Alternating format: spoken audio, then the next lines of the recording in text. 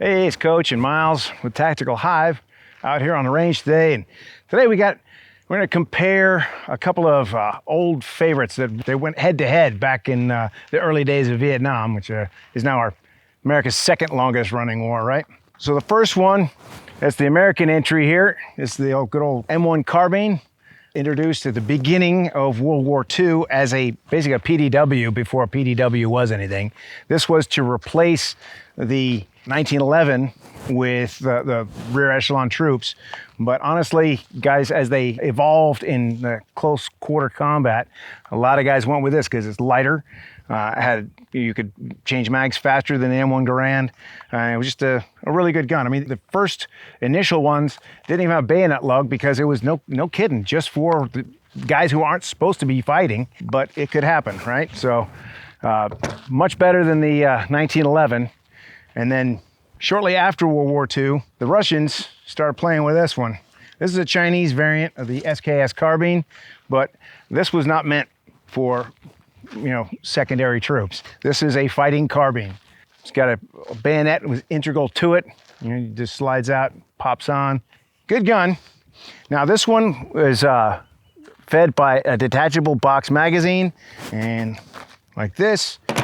And this one here, you had 10 round stripper clips that drop right in here. So Myles, what you're gonna do is you're gonna drop it right in like that, and then you don't wanna shove close to the bullets, you wanna shove back here. Okay, towards the base and kind of go in and down. And that'll push it in and that'll feed it into the this internal box magazine. And then you just pop that clip off there and send it forward and get to work.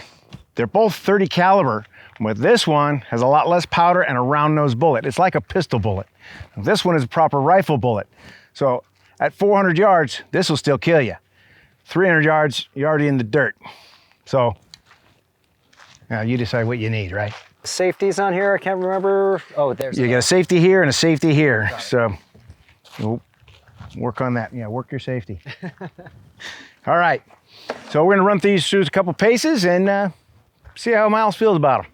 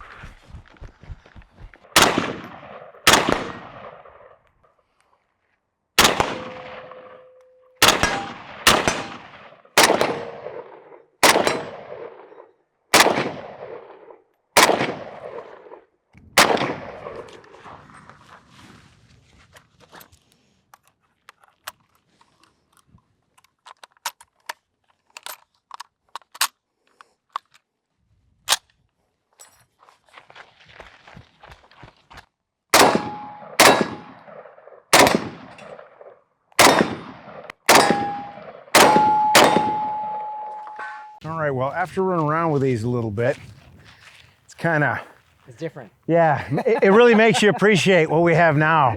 With I understood magazines they're getting on in years, so there's some issues.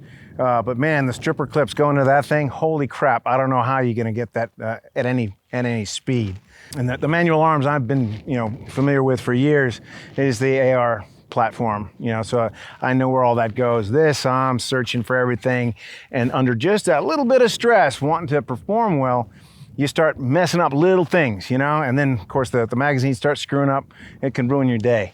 But it made it interesting, that's for sure. Yeah, absolutely. Of the two, it was noticeably the M1 Carbine had less recoil.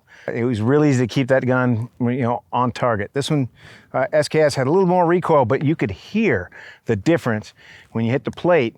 M1 Carbine was just tickling a little bit, and that AK round was hitting with some authority. So.